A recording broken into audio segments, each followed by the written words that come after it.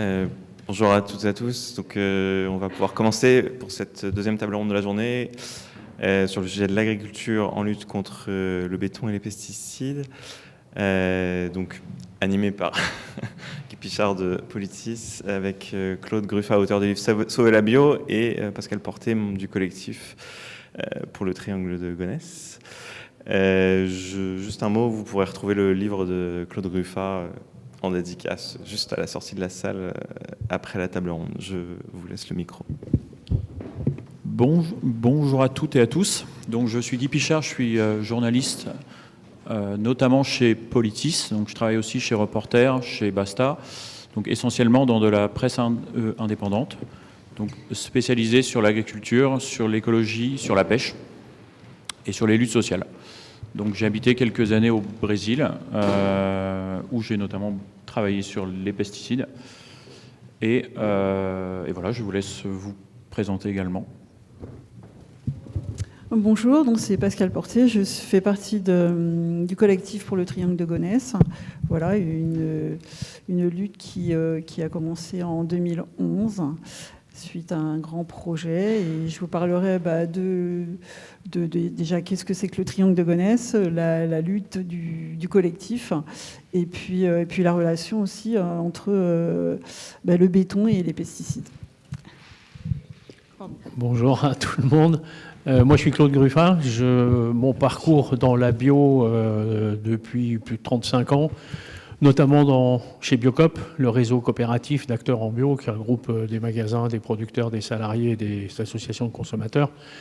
Et là, je sors d'un mandat européen, dernier mandat. Et comme l'écologie a le vent dans le dos, je n'ai pas été réélu. Donc, je suis revenu dans mes magasins. Voilà. Ok. J'ai une première question. Comment passe-t-on de président de la Biocop à eurodéputé ? Comment ? C'est par une démarche que j'ai toujours un peu cherché, c'est-à-dire qu'on ait un lien entre le projet politique de Biocop, et c'est un projet politique au sens complètement noble du terme, c'est-à-dire un projet de société, une autre proposition à la société pour l'alimentation et l'agriculture. Et il y a un moment donné, forcément, on doit travailler avec les politiques, parce que la question alimentaire et agricole est d'abord politique, c'est-à-dire qu'à un moment, on prend des décisions, puis après, on déroule un système alimentaire. On voit celui qu'on a choisi il y a 70 ans et où il nous amène aujourd'hui. Il y en a d'autres à choisir. Et après, ce rapprochement avec les politiques, il s'est fait assez naturellement chez les Verts, en fait, qui m'ont sollicité pour les rejoindre pour la campagne de 2019. Donc ça m'a évidemment amené à quitter la présidence de Biocop pour rentrer, parce qu'on ne pouvait pas faire les deux, évidemment. Donc voilà, comment ça se fait. Et je vous laisse un peu parler de votre livre.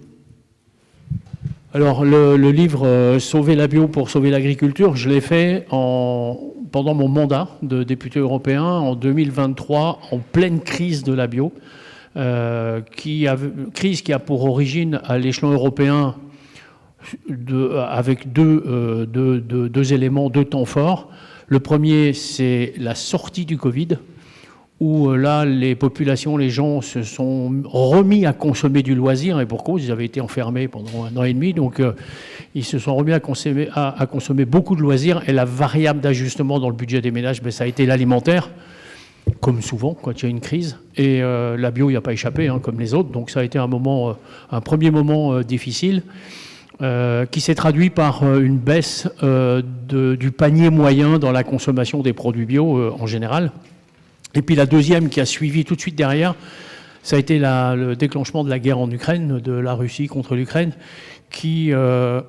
pour laquelle, alors là, ce qui s'est passé, c'est que les multinationales sur la planète se sont liguées pour profiter de ce temps fort pour faire peur. Tellement facile, guerre, peur, faim. La trajectoire est assez courte. Et à ce moment-là, on a vu l'augmentation des prix des matières premières agricoles, mais flamber d'une manière considérable, alors que c'était totalement injustifié. Ça s'est passé en 2023, la flambée des prix, alors que 2022 a été l'année, entendez bien, où on a produit le plus de matières premières alimentaires de tous les temps depuis qu'on mesure nos productions alimentaires sur la planète. Ça a été la meilleure année de production en blé, en riz, en colza, en tournesol, en soja. Il n'y avait donc aucune raison pour que les prix augmentent. Donc les prix ont augmenté par pure spéculation et par pure entente. Alors, petite précision, 4 multinationales sur la planète détiennent le marché de 91% des matières premières agricoles. Donc à 4, c'est pas compliqué de s'entendre. Donc là, on a un temps qui nous a beaucoup éclairé sur la souveraineté alimentaire, la sécurité alimentaire, l'accès à l'alimentation, etc. Parce que c'est pas parce qu'on a beaucoup de production que les gens ont accès à l'alimentation. C'est deux choses qui sont bien différentes. Et puis, en France, on a un troisième élément qui perturbe l'évolution de la bio. Celui-là, il est clairement politique, et la politique agricole française. En 2018, le ministre de l'Agriculture de l'époque, de Normandie, a relancé le HVE, haute valeur environnementale, que nous on appelle méchamment haute valeur d'enfumage, qui a eu pour effet quoi? Qui a eu pour effet de dire, en fait, le HVE, c'est comme la bio, mais c'est moins cher. Ce qui est un énorme mensonge, parce qu'il n'y a pas de cahier des charges, donc c'est absolument pas comme la bio, et que c'est que de la sémantique. En plus, ça passe bien, hein. Ceux qui ont trouvé ça, bravo, c'est super. Haute valeur environnementale. Spontanément, les gens nous disent souvent, mais alors c'est mieux que la bio. Donc, bref, derrière, il n'y a pas de cahier des charges, il n'y a rien. Il n'y a que plusieurs années après où ils ont fait 3 niveaux dedans, et au 3e niveau, il commence à y avoir un petit quelque chose de cadrage, mais c'est très léger, et ça n'a évidemment absolument rien à voir avec la bio. Ceci étant, ça a gravement perturbé les consommateurs dans leur choix, parce que la grande distribution s'en est emparée, sur l'adage de dire c'est comme la bio mais c'est moins cher, et du coup les gens se sont, surtout quand il y a une crise de pouvoir d'achat qui arrive derrière, etc., c'est tentant évidemment de dire si c'est comme la bio et que c'est moins cher, je vais plutôt prendre ça, etc. Donc là ça a perturbé, ça a complètement dérouté les consommateurs et les citoyens sur la réalité de ce que représente la bio. Donc il y a 3 éléments qui ont provoqué cette crise. Donc en pleine crise comme ça, alors oui, précision, 3 éléments en France, 2 en Europe, hein, parce que les autres pays européens, sur la bio, c'est pas du tout la même gestion, et ils sont beaucoup plus porteurs de plusieurs modèles d'agriculture dans leurs divers pays. Et les chiffres, c'est le plus avancé en Europe en surface bio, c'est l'Autriche, avec 26% de sa surface agricole en bio, et le moins avancé, c'est l'Irlande, avec 3%. Entre les deux, la France est à 9,5%, et la moyenne européenne est à 8,5%. Donc voilà un petit peu le paysage pour donner quelques points de repère. Et donc en 2023, en France, tout le monde est en alerte par rapport à cette crise de la bio. Et moi, en tant que député européen, je me dis, mais bon, les solutions ne viendront pas d'en haut, ça paraît clair. Je voyais bien les difficultés que j'avais en tant que parlementaire européen pour faire avancer la question du cahier des charges bio à l'échelon européen, de la feuille de route de la Commission européenne sur la question bio, puisque ça avait été notre travail pendant la mandature, puisque le règlement européen avait été modifié en 2018, donc dans la mandature précédente, avec prise d'effet en 2022. Donc en 2021, on a travaillé la feuille de route pour la Commission sur ces questions-là. Et moi, j'étais co-rapporteur sur ce dossier, donc du coup, j'ai vu de près un peu comment les négociations se passent. Et la motivation des parlementaires européens, notamment de droite et d'extrême droite, qui sont vraiment très conservateurs sur ces questions-là et qui ne nous aident pas du tout et qui ont mis beaucoup de bâtons dans les roues pour qu'on arrive à faire avancer sérieusement la question de la bio côté règlement au niveau européen. Mais ça veut dire aussi côté politique agricole commune, comment elle est portée par la politique. La PAC, hein, vous avez entendu ces mots dans les médias, cette politique agricole, elle est majeure parce que une des grandes compétences que les États ont dédiées à l'Europe, c'est l'agriculture et l'alimentation, depuis 1960, hein, donc c'est pas de ce matin. Et du coup, c'est un élément qui est important à l'échelon européen et qui est un gros enjeu à l'échelon des parlementaires européens. Donc, cahier des charges, la bio, la feuille de route, etc., n'ont pas, à mon goût, à moi, suffisamment avancé. Et puis, ben voilà, on est en pleine crise, donc j'ai décidé de prendre mon bâton de pèlerin et puis de faire le tour des acteurs de la bio en France pour voir un peu comment ils s'en sortent avec une crise pareille et qu'est-ce qu'ils voient et comment ils envisagent la suite, quoi. Parce que quand les consommateurs baissent leur panier, quand des acteurs importants commencent à réduire leur référencement en bio, je pense à la grande distribution qui depuis n'a cessé de réduire son implication dans la bio. En 2018, avec le HVE, etc., ils avaient aussi mis en marché beaucoup la bio, parce qu'à l'époque c'était une niche de marge pour eux. Maintenant ils ont cassé la niche de marge parce qu'ils se sont fait de la concurrence entre eux. Donc maintenant ils sortent la bio, ils n'en ont plus rien à faire, donc ils sont en train de déréférencer. C'est important parce que grande distribution, c'est 18 000 supermarchés, hypermarchés en France. Donc évidemment, c'est les premiers acteurs de l'alimentaire. Donc dès qu'il y a 2 000, 3 000, 4 000 références dans leur surface, ça fait tout de suite beaucoup de volume de vente. À eux tout seuls, ils représentent 50% du marché de la bio. Là, aujourd'hui, quand 50% du marché de la bio réduit de moitié ses références, c'est pas une crise de la consommation qu'on a, hein, c'est une crise de l'offre. Il n'y a plus de produits à vendre, donc les gens n'achètent pas, évidemment. Donc aujourd'hui, on est vraiment face à ça. Pour revenir sur mon tour de France de la bio, donc j'ai été rencontrer les acteurs, que ce soit les producteurs, les transformateurs, la mise en marché, mais les politiques, mais les organisations professionnelles agricoles, les organisations professionnelles de la bio, etc. Tous ceux qui concourent sur les territoires à essayer de faire quelque chose. Moi, je suis ressorti de là plutôt enthousiaste parce que j'ai vu que les gens se prennent en main, qu'ils ont plein d'idées et qu'ils mettent en place des choses qui marchent sur les territoires. Et ça, j'ai trouvé ça plutôt passionnant et intéressant, que ce soit à l'échelon des cantines, que ce soit à l'échelon des outils de transformation qu'on peut mettre en place sur les territoires à destination des écoles, des EHPAD, des hôpitaux, etc. Et de toute la conséquence de l'infrastructure qu'on peut créer autour d'initiatives comme ça. Et c'est un peu contre-intuitif, mais finalement, c'est les territoires les plus pauvres qui prennent le plus de décisions et qui ont les décisions les plus à success story dans ce qu'ils décident de faire.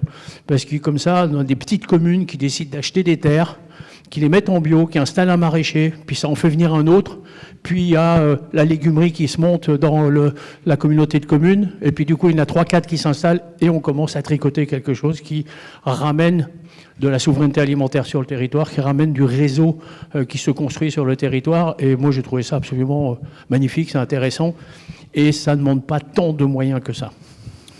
Et la première question, enfin, j'imagine que les spectateurs, ça doit être ça également. Vous dites la bio. Est-ce que vous pouvez expliquer ? Oui, alors ça, c'est pour moi, c'est extrêmement important. J'avais écrit en 2000. Ça fait longtemps que vous le dites. En 2017. Ouais, voilà, ouais. Chez Biocop, on dit la bio depuis le début, en fait. Pourquoi ? Parce que le bio, c'est le règlement européen, c'est le principe masculin, c'est la loi.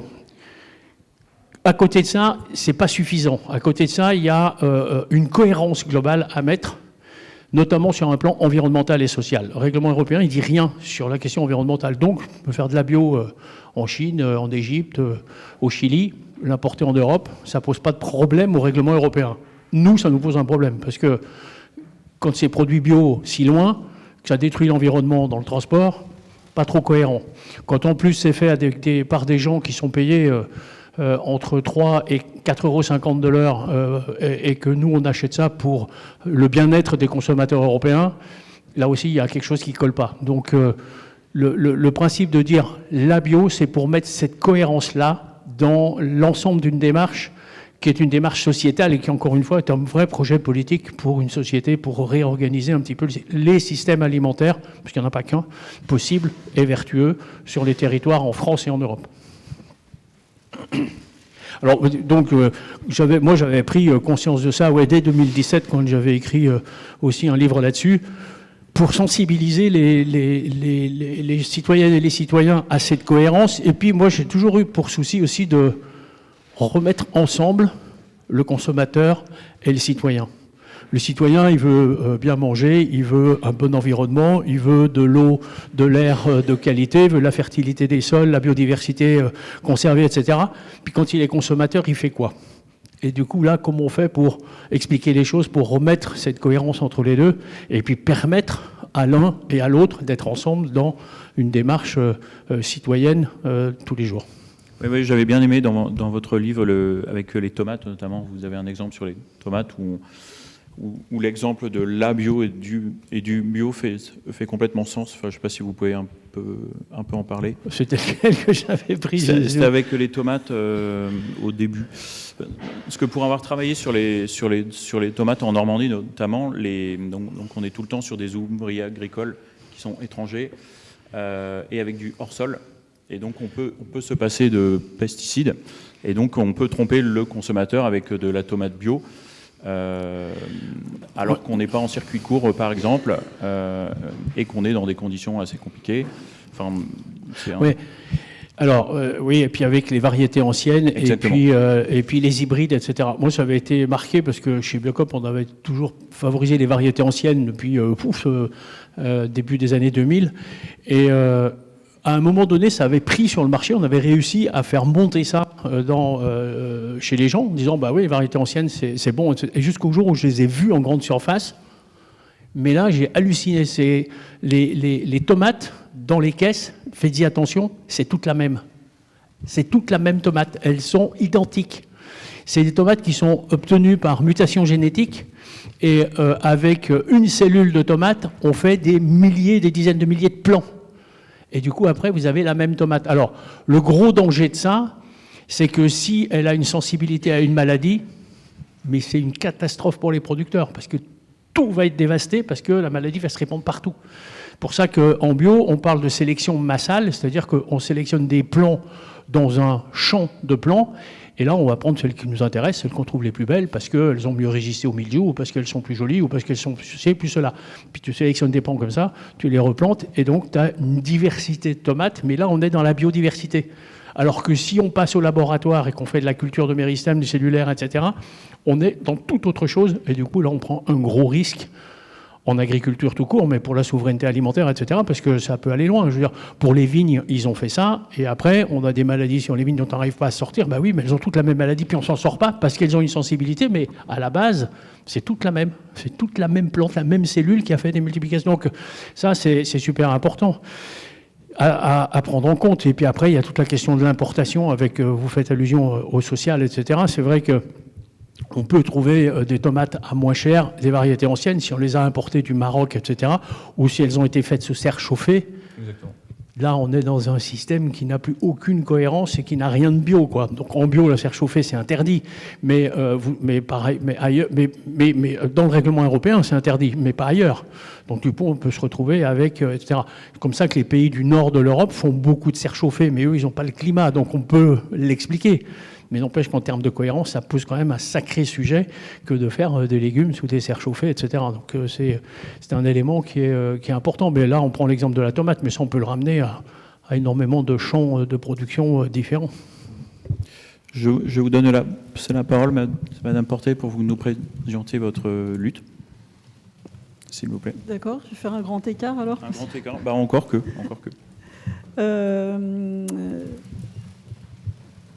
Donc pour le...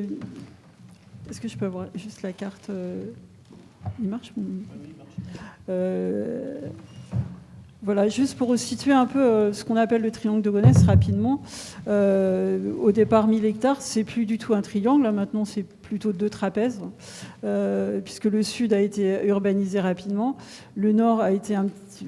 C'est du vert, mais c'est un golfe de 80 hectares. Voilà. Et sinon, donc, il reste 2 trapèzes, en gros, 2 surfaces agricoles qui sont encore en agriculture conventionnelle jusqu'à présent. Donc rapidement, en 2010, un projet, un méga complexe, le projet d'un méga complexe en fait avec tourisme, commerce, beaucoup d'activités de loisirs, mais pourquoi pas centre d'affaires, piste de ski. Bon, rapidement, elle a été abandonnée, mais voilà, qui devait ramener beaucoup d'emplois, plusieurs milliers d'emplois. Ce qui est intéressant, c'est que la position quand même du triangle, il faut rappeler, c'est entre donc l'aéroport de Roissy-Charles de Gaulle au nord et puis au sud l'aéroport du Bourget, pour situer donc ces terres au nord-est de Paris. Donc le méga complexe En 2011, pour donc la création du CPTG, collectif pour le triangle de Gonesse, pour essayer de conserver ces terres en agriculture agricole et non pas les bétonner, parce que là on bétonnait quand même plusieurs hectares. Et puis il y a une évolution du coup, parce qu'il y a quand même le Grand Paris Express qui est en projet aussi. Donc il est demandé à ce qu'une ligne, enfin une gare, puisse desservir en fait ce méga complexe. Donc la ligne 17 est un petit peu modifiée de manière à ce que on ait une gare au triangle de Gonesse. Et puis ça évolue quand même, le projet évolue un petit peu quand même pour qu'il soit un peu plus écologique. Et du coup en 2018, la gare, le permis de construire de la gare est annoncé par le préfet. Malheureusement, en 2019, ce projet est abandonné. Voilà, je fais court, mais du coup, projet abandonné, qui dit projet abandonné, dit plus du tout d'utilité de la gare. Eh bien si, la gare, on peut la voir à la deuxième page, voilà, à l'endroit de l'étoile. On peut passer la deuxième. Voilà. Ça c'est la gare qui est sortie au milieu des champs. Ces champs, ils sont cultivés, soit c'est du blé, voilà, ça alterne, soit du blé, soit du maïs. Et juste pour l'histoire de la géologie, en fait, c'est des terrains qui sont qui sont limoneux, qui sont fertiles, très fertiles. On n'arrose pas, quel que soit quel que soit le type de ce qu'on a planté, maïs ou blé. Ces cultures n'ont pas besoin d'être alimentées. Et du coup, ces terres, on essaye de les garder en agriculture. Alors, elles sont actuellement en agriculture conventionnelle. Il y a eu des contre-projets, des projets alternatifs, qui s'est nommé notamment Karma, qui projetaient de développer plutôt une agriculture durable, bio, sur ces champs. Le problème, c'est que c'était moins attirant parce que moins d'emplois à la clé. Et puis un problème au niveau des terres. Le foncier reste un problème. Beaucoup d'exploitants, quelques propriétaires. Et ce qui est plus intéressant pour les propriétaires, c'est de vendre pour être urbanisé. Enfin, ça, c'est pas nouveau. Ça va du simple à multiplier par 10 au niveau du coût. Donc le CPTG, le collectif, c'est quand même essaye de proposer des choses aux élus locaux pour essayer, par exemple, d'appliquer la loi Egalim, qui n'est pas du tout appliquée dans le Val d'Oise. Val d'Oise, culture bio 1,6 de la surface utile agricole. Et du coup, nous, on encourage les élus, en leur proposant justement pour nourrir pour alimenter la restauration collective des différentes communes autour du triangle de Gonesse, qu'ils s'emparent de cette opportunité pour qu'on conserve en fait ces terres aussi fertiles pour la restauration collective. On s'est rapproché d'Agri Paris Seine. Je ne sais pas si ça vous parle. Donc là, c'est un beau projet qu'a la mairie de Paris pour alimenter en fait toute la restauration collective. Donc les collèges, les lycées, les écoles, les EHPAD, les maisons de retraite, les hôpitaux. D'ici 2030, leur projet, c'est 50% ou 70% durable et 50% bio. Ce qui est un bon exemple, en fait, que l'on présente à nos différents élus. Et ces terres qui ne sont pas loin de Paris pourraient éventuellement, pourquoi pas aussi participer à ce projet Agri-Paris Seine, parce que leur projet, ça va juste de l'Essonne au nord de Paris jusqu'au Havre.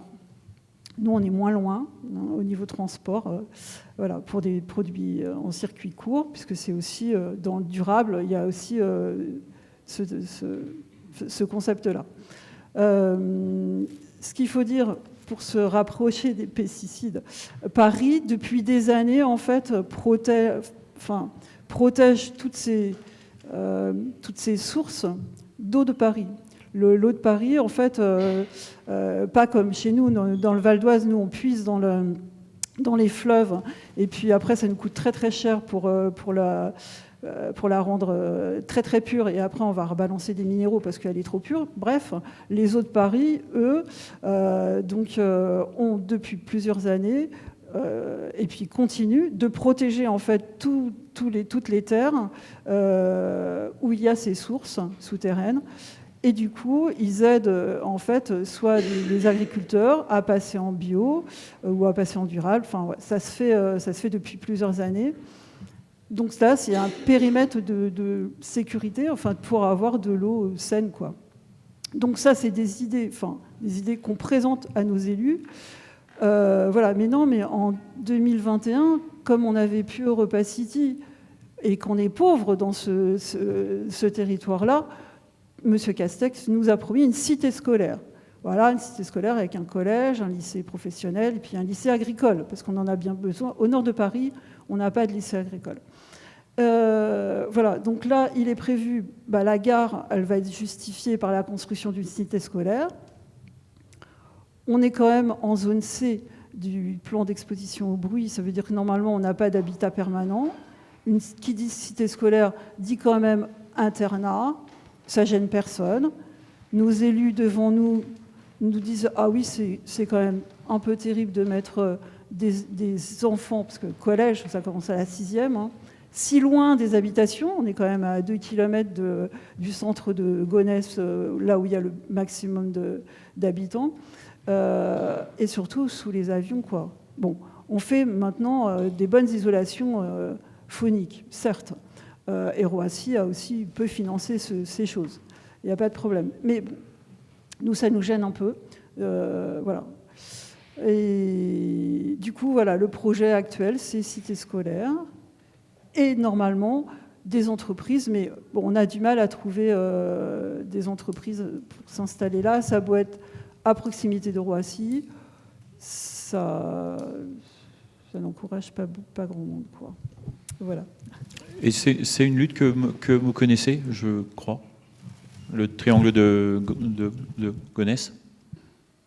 J'ai pas entendu. C'est une lutte que vous connaissez? Oui, oui, c'est une lutte. Et Monsieur Lou, que j'ai vu juste avant la conférence, me rappelait qu'on se connaît depuis 2011 sur ce sujet, donc c'est plus de 15 ans. C'est une lutte qui est extrêmement importante parce que l'artificialisation des sols aujourd'hui, dans le monde, c'est la deuxième source de recul des surfaces cultivables sur la planète.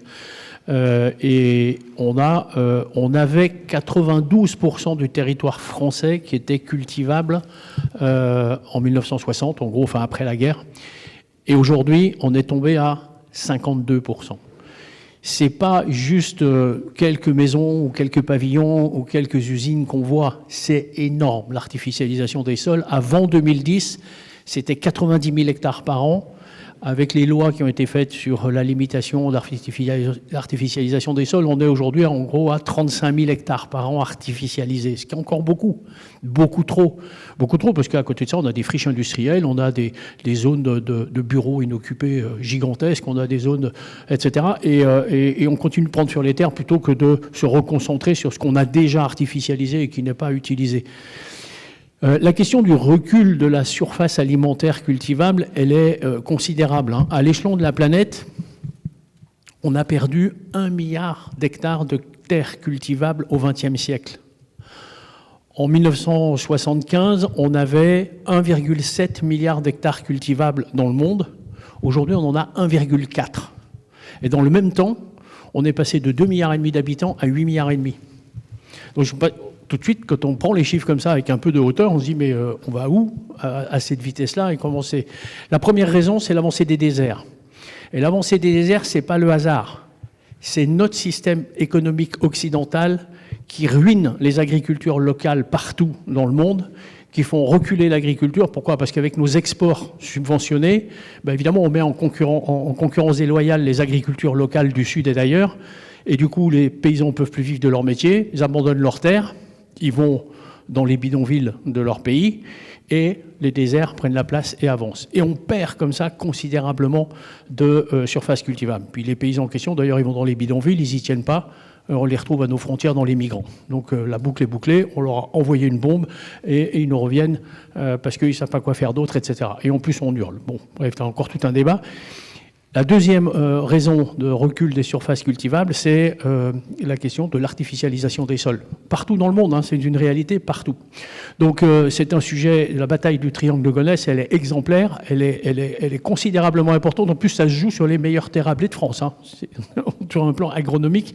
Donc quand je voyais la gare au milieu des champs tout à l'heure, je me disais, mais c'est les trains de marchandises qui viennent là, en fait. C'est pour emmener les céréales qui sont dans la région. Malheureusement, ce n'est pas le cas. Donc, on voit l'aberration totale de ce système-là. Et autre aspect sur cette question de recul des surfaces et d'augmentation de population, quand j'ai donné les chiffres que j'ai donnés tout à l'heure, en 1960, on avait 3000 mètres carrés chacun pour vivre sur la planète. Tu fais une division rationnelle entre surface cultivable, nombre d'habitants. Aujourd'hui, on est tombé à moins de 1000 mètres carrés chacun pour vivre. Ici, en Europe, on consomme 11 000 mètres carrés chacun pour vivre, en vrai. Donc, donc, on prend la part des autres. Donc, il y en a d'autres sur la planète qui n'ont plus rien pour vivre. Il faut comprendre aussi ce système-là. Les Américains, c'est 4 fois plus. Donc, la colonisation ne s'est pas arrêtée à la fin de la guerre d'Algérie, etc. La colonisation, elle s'est intensifiée gravement. Et la mondialisation, et l'américanisation du monde, parce que moi je refuse de dire mondialisation, parce que si c'était la mondialisation, tout le monde en profiterait. Ce n'est pas le cas. L'américanisation et l'occidentalisation du monde, qui veut dire que comment on a colonisé pour s'enrichir en prélevant les richesses du reste de la planète, qui a basculé dans sa dernière phase avec les multinationales qui profitent de ça, parce que ce n'est même pas les États qui en profitent, les États riches qui en profitent, c'est vraiment les multinationales et les systèmes concentrationnaires financiers qui en profitent aujourd'hui, mais une partie de la planète dans une situation absolument infernale, invivable, ils n'ont plus de ressources pour vivre localement. Donc ça interroge toute l'artificialisation, mais ça interroge aussi tous nos modes de consommation, etc., face à cette question-là. Puis, dans le même temps, après, ça ouvre d'autres chapitres, mais dans le même temps, on a baissé la fertilité des sols dans le monde. Il y a eu un rapport de l'ONU qui est sorti maintenant en 2019, qui dit bien les choses sur cette question-là, comment on a réduit la fertilité des sols par une agriculture inappropriée.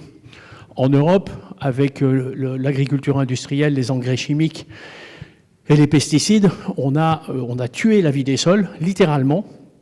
Vous savez que la plus grosse part de la biodiversité sur la planète, elle est dans la vie des sols. Les engrais chimiques, parce que normalement, dans le cycle de vie, le sol nourrit la plante. Donc que ce soit les forêts, que ce soit les zones sauvages, mais que ce soit les cultures en agriculture. Et là, quand on met des engrais chimiques, en fait, on nourrit directement la plante. Donc on squeeze la vie du sol. Donc la vie du sol est mise à mal et elle disparaît. Et les pesticides la tuent littéralement, puisqu'on tue la vie microbienne des sols. La première ressource dans la fertilité des sols, la première ressource en matière organique, c'est pas la paille qu'il y a sur les champs qu'on a après la moisson ou les cannes de maïs, c'est la vie microbienne des sols. La vie microbienne des sols fournit 60% de la matière organique des sols. Et là, maintenant, moi, je suis dans une région, la Beauce, pas très loin d'ici, 200 km au sud de Paris. On avait 6% de matière organique dans les sols en 1960. On est tombé à moins de 1,3. C'est-à-dire que s'il y a eu des rendements en agriculture jusqu'à maintenant, c'est parce qu'on a consommé le potentiel humique, l'humus, la matière organique des sols, pendant toutes ces années. Et là, on arrive à un seuil bas qui fait que les rendements maintenant plafonnent, même avec des engrais, même avec des pesticides, les plafonnent, voire commencent à reculer. Donc on a le système prédateur de la vie, comme on l'a mené depuis 70 ans, à consommer le patrimoine qu'on avait de fertilité des sols. Là maintenant on arrive à un moment, il va falloir vraiment changer, parce que les agronomes disent que quand on tombe en dessous de 1% de matière organique dans les sols, c'est le processus de désertification qui commence. Donc après, derrière, plus de fertilité. Après, c'est podzolisation, etc. Ce qu'on a beaucoup vécu en Ukraine avec le système soviétique des décennies passées, où le mode de travail faisait qu'on travaillait les sols, pas en tenant compte de quand il fallait les travailler, mais quand c'était l'heure. Et ils ont littéralement podzolisé les sols, c'est-à-dire qu'en labourant des sols gelés, par exemple, parce que ça avait beaucoup fait, on a complètement détruit la structure du sol. Et au bout d'un moment, tout ce qui était un complexe, on a retrouvé les éléments du sol en couches, c'est ça la podzolisation, et on a ruiné la fertilité des sols. Ils avaient 70 quintaux à l'hectare de rendement sans rien mettre en fertilité naturelle. Ils sont tombés à 25 quintaux avec 150 unités d'azote et les pesticides. Donc on a ruiné la fertilité. Donc il y a tout cet aspect-là aussi derrière, qui, alors bon, c'est un petit peu parallèle à cette question, mais ça interroge quand même le fait que d'utiliser les meilleures terres à blé pour monter une gare et des trucs, machin, alors qu'on va avoir tellement besoin de ces surfaces pour se nourrir demain. Puis qu'on a tellement de friches aussi. Enfin, en Ile-de-France, on a quand même suffisamment de friches pour implanter ce qu'on a implanté, urbaniser ce qu'on a urbanisé, quoi. Puis après, agrandir un aéroport dans des proportions que celles qui étaient projetées là, alors que le mode de transport par avion est celui qui pollue le plus, etc. Enfin bon, ça ouvre encore aussi. Il y a toute cette incohérence-là derrière. À un moment donné, il faut se poser la question de dire, mais est-ce qu'il ne faudra pas freiner le transport aérien? Parce qu'on est parti vraiment dans les tours. Là, maintenant, il n'y a jamais eu autant d'avions dans le ciel, il n'y a jamais eu autant de gens qui prennent l'avion, etc. Mais pour faire quoi et avec quelle dégradation de l'environnement qui est énorme. Donc tous les sujets sont liés. Donc c'est pour ça que c'est un combat qui est quand même majeur, quoi. Et avec un objectif aussi, si on élargit un peu à l'Union européenne, on doit obtenir 25% des terres en bio, enfin de l'agriculture en bio en 2030, il me semble.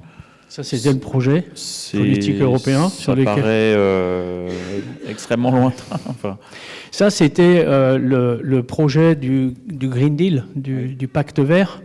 Quand je suis arrivé au Parlement européen, au début, pourquoi il y a eu ce projet, au fait? Parce qu'il y avait les manifs du climat dans la rue et que tous les pays européens étaient sous la pression des jeunes qui faisaient les marches du climat. Du coup, quand la présidente de la Commission est arrivée, c'était la même qu'aujourd'hui, von der Leyen est arrivée, elle est arrivée avec ce projet pour répondre à cette pression de la rue européenne, pour amener quelque chose. Donc c'était un projet qui était intéressant. Et alors, le Green Deal, il y avait énormément de choses dedans. Pour la partie de la bio, effectivement, c'était d'arriver à 25% des surfaces en bio en Europe en 2030. On était quand même en 2019 quand on a décidé ça. Alors nous, les Verts, on trouvait que c'était pas assez, évidemment, mais bon, c'était quand même une belle proposition et c'était quand même assez ambitieux. La France, derrière, avait traîné les pieds. Elle avait dit, nous, on fera 18% en 2027, histoire de prendre des étapes et des chiffres différents pour brouiller le truc. Mais en tout cas, l'idée était là. Et ça veut dire quoi? Quand on dit ça, ça veut dire qu'il y a des moyens qui sont mis pour favoriser la conversion des terres en bio, parce que vous savez que quand on passe d'un système conventionnel à un système bio, pendant 2 ans, le producteur, il vend en conventionnel alors qu'il produit en bio, donc il a moins de rendement. Forcément, dans cette étape, il a besoin d'aide, et c'est l'Europe qui apporte les aides à la conversion. Et ça veut dire qu'il faut prévoir les budgets, etc. C'est majeur, c'est super important. En France, par exemple, en 2017, on a vécu une crise avec ça. Parce que quand la France et les paysans français se reconvertissaient en bio, le ministre de l'Agriculture n'y a pas cru. Donc quand il a fait le budget de la France auprès de l'Europe pour demander les aides à la conversion, il l'a minimisé. Et il y a eu beaucoup de développement de surface en bio. Ah oui, mais la conséquence, c'est quoi? C'est qu'en 2018, quand il fallait payer les aides à la conversion, il n'y avait pas de sous.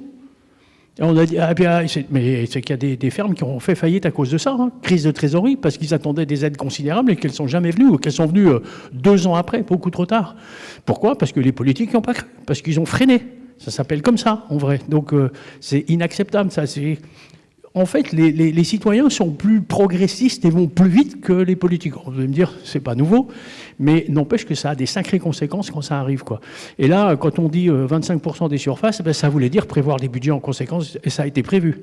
Bon, là maintenant, avec la nouvelle mandature, tout ça est complètement revisité. C'est plus d'actualité, on n'en parle plus, etc. Mais c'est comme 20% de bio dans les cantines, c'est pareil, C'est un super projet, etc. Sauf que si on n'impose pas l'application du truc, ça traîne et ça traîne. Et puis, on l'a décidé en 2012. Et aujourd'hui, on n'est pas à 20%, mais on est à 6%. Et puis, ça patine. Et puis, ça avance pas parce que c'est pas porté politiquement. Alors que les parents, dans les lycées, etc., tout le monde, enfin tout le système scolaire, tout le monde est prêt à y aller. Hein. Il y a des politiques sur le territoire que j'ai vues, dont je témoigne dans le livre, qui sont des success stories par rapport à ça. C'est énorme. Où les cantines passent en bio à 100%, sans augmentation de prix, ni pour la collectivité, ni pour les parents, en jouant uniquement sur la baisse du gaspillage alimentaire. Donc il y a tout un travail pédagogique qui est fait avec les élèves, etc. On pèse tout ce qui part à la poubelle à la fin du repas. On ne le pèse pas en bloc, hein, on le pèse l'entrée, le plat de résistance, les légumes, le dessert, etc., le pain. Un exemple, 40% du pain qui est donné à la cantine est jeté à la fin du repas. 40%, c'est énorme. On dit, comment on fait pour réduire le truc ? Il y a une coutume qui fait qu'aux élèves, sur le plateau, on met des petits pains. Ils ne le mangent pas, ils en mangent juste un bout.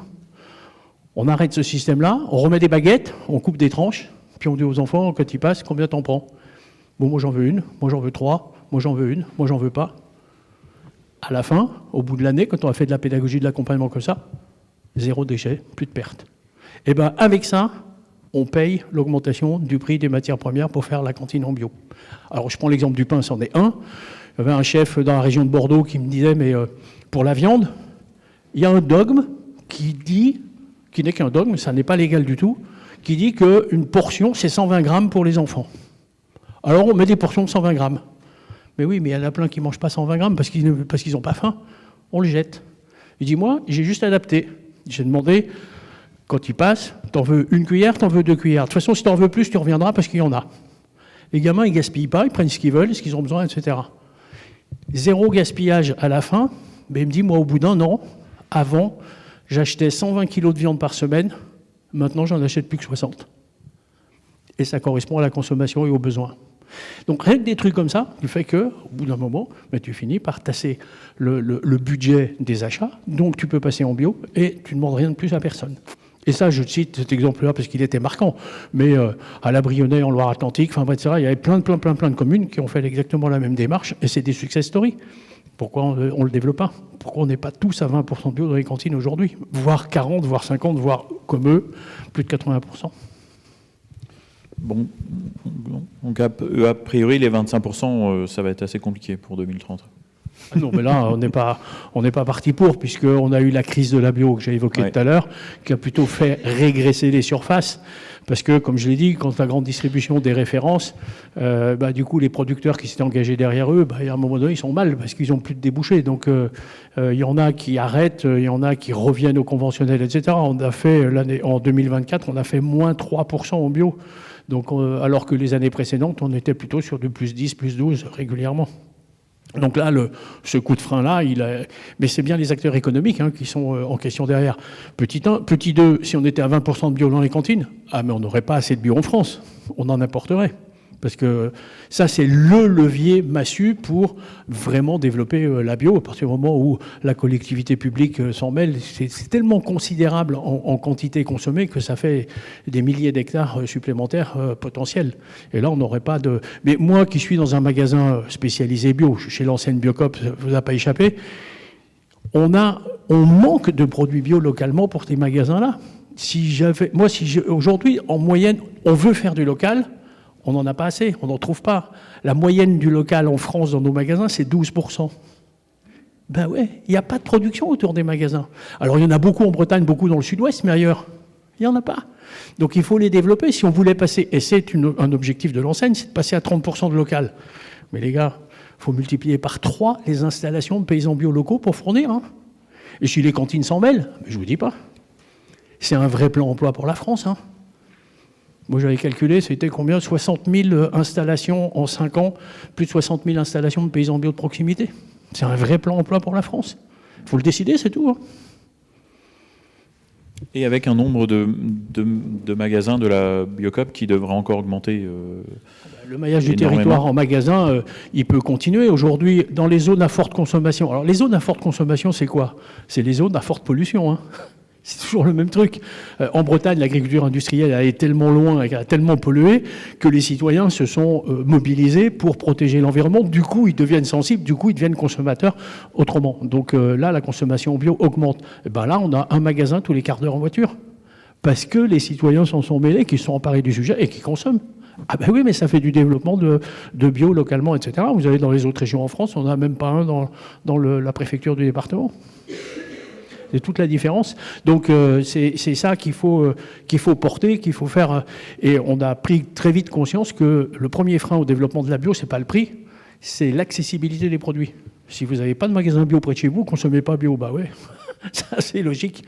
Et c'est ça qui fait le développement. Donc c'est pour ça que ça a été une stratégie chez nous de travailler à un maillage du territoire. Ça va faire en sorte qu'on implante beaucoup de petits magasins plutôt que des gros, de manière à ce que la bio s'approche des gens et qu'on multiplie la relation et qu'on multiplie, etc. Et autour de chaque magasin, d'office, ça multiplie l'installation de maraîchers, de bio de proximité, etc. C'est logique, c'est un système. C'est le système alimentaire, pour moi, le plus attractif et le plus intéressant, parce que c'est celui qui relocalise, fait du circuit court, et va vraiment sur la fameuse souveraineté alimentaire dont on parle tant. Parce que quand on a plein de petits producteurs autour de soi, là, on a une vraie souveraineté alimentaire qui s'installe, parce que les citoyens connaissent les acteurs, connaissent les producteurs, connaissent le paysan boulanger, le transformateur, la légumerie, tous les acteurs qui sont autour d'eux. Et du coup, il y a une crédibilité qui s'installe, puis tu ne laisses pas tomber quelqu'un que tu aimes bien parce que tu lui achètes des trucs tous les jours. Et du coup, ça pérennise. Quand c'est de l'importation, que ça vient de loin, etc., évidemment, la consommation, elle fait ça, les gens ne sont pas attachés, et ça circule. Il n'y a pas la même pérennité, c'est complètement compréhensible. Et les magasins ouvrent, les consommateurs achètent beaucoup. Est-ce qu'il n'y a pas un paradoxe entre faire du bio et avoir plein de magasins comme ça, et essayer de faire du local, mais il n'y en a pas assez? Enfin, c'est quand même assez complexe comme équilibre. Ah bah c'est une équation qui est compliquée. Si on avait une aide politique qui favorise l'installation de paysans bio de proximité, ça serait beaucoup plus simple et on augmenterait la part de local dans les magasins considérablement. Ah ben là, il y a un moment donné, il n'y a rien à faire. C'est une question de système alimentaire. Elle est politique. Il faut que les politiques s'en emparent pour la développer sur les territoires. Si ça n'a pas fait, si la politique agricole commune, la PAC, on n'intègre pas dedans un vrai soutien à un autre modèle d'agriculture que celui qui est en cours, eh ben, on va rester dans cette situation. Vous savez, la politique agricole commune en Europe, je ne veux pas vous ennuyer avec ça, mais juste en 2 minutes et quelques flashs. La première étape, 1960-1980. 1960, c'est l'Europe manque de matières premières alimentaires. On n'est pas souverain en matières premières alimentaires et de loin. Ça, c'était de notoriété publique et c'était vrai. On met en place une politique agricole pour y arriver. Et on y est arrivé sur tous les segments de l'agriculture. Les céréales, l'élevage, les fruits et légumes, la viande, etc. Mais ça a tellement bien marché qu'en 1980, on était en excédent alimentaire, partout. Pour les plus anciens, vous vous souvenez, quand on mettait des légumes en tonnes considérables dans les décharges, on les arrosait de pétrole pour qu'ils ne soient pas consommés, pour maintenir les cours de marché. Quand on donnait la poudre de lait aux Russes, parce qu'on ne savait pas quoi en faire, on avait trop de lait. Quand on donnait le beurre aux Russes, mais c'était vraiment ça, on leur donnait, parce qu'on ne savait pas quoi en faire, on en avait trop. Donc la PAC avait super bien fonctionné. Donc là, on a arrêté, la décision de l'Europe à ce moment-là, ça avait arrêté ce modèle de développement par filière, etc., pour passer à un modèle de soutien des prix, qui a surtout bénéficié au système céréalier à l'époque. C'était un choix d'ailleurs, ce n'était pas fait par hasard. Soutien des prix, ce qui veut dire qu'on avait un prix de marché qui était décidé à l'échelon européen. Quand le prix mondial, la cotation à la bourse de Chicago tombait en dessous de ce prix, l'Europe intervenait pour soutenir les prix. Et puis quand il était au-dessus, il était au-dessus. Et ça a bien fonctionné aussi. Ça a bien profité au système céréalier. Qui en a payé les pots cassés? Les éleveurs. Parce que du coup, les céréales étaient chères, donc l'aliment du bétail était cher. Donc pour les éleveurs, ça n'a pas été une bonne politique. Mais on voulait soutenir les céréales, c'était un vrai choix. On a arrêté 10 ans après, en 92, on est passé à la 3e phase de la politique agricole commune, où là, on met des aides à l'hectare. On arrête tout le reste, plus de soutien des prix, plus de trucs. C'était la panique chez les paysans à ce moment-là, d'ailleurs. Et on est passé à un système à l'hectare. Donc, tu as des aides à l'hectare, plus tu as d'hectares, plus tu as d'aides. clairement, on a pris l'orientation de l'agrandissement maximum des fermes pour industrialiser l'agriculture. C'est l'agroalimentaire qui pilote là, hein, c'est clair, c'est pas les paysans. Et ben ça nous amène où ça nous amène aujourd'hui. On a perdu 100 000 fermes en France sur la dernière décennie, et on prévoit d'en perdre autant sur la prochaine décennie, puisque avec la pyramide des âges, etc., et le manque de transmission, on arrive là. En agriculture, en ce moment-là, on a 25 000 départs en retraite en France par an, on a 8 000 installations. Le différentiel entre les deux, ça part à l'agrandissement. C'est pour ça qu'on perd des fermes, et qu'on passe dans le système industriel. Et ça, c'est soutenu par la PAC derrière qui subventionne dans ce sens-là. Donc on a un modèle d'agriculture aujourd'hui qui est clairement fait pour diviser le nombre d'agriculteurs considérablement. En 1970, on avait 1,5 million de paysans. Aujourd'hui, on en a 380 000, 400 000 vrais agriculteurs. Dans les statistiques, on dit 480 000, mais il y a beaucoup de doubles actifs là-dedans, etc. Mais, donc en gros, on a 400 000 agriculteurs en France. On va en perdre 100 000, on a 300 000 dans 10 ans. Dans la décennie d'après, je ne vois pas ce qui changera, puisqu'on est parti sur une trajectoire, tant qu'il n'y aura pas une autre décision, on aura les mêmes effets. Donc regardez un peu comment on diminue. En Angleterre, ils sont plus que 50 000, l'agriculture n'existe plus. Hein. C'est plus un secteur de l'économie, on ne les écoute plus, c'est fini. On a réduit ça à l'échelon, oui, une grosse industrie, mais je veux dire que politiquement, etc., c'est plus une profession qui compte.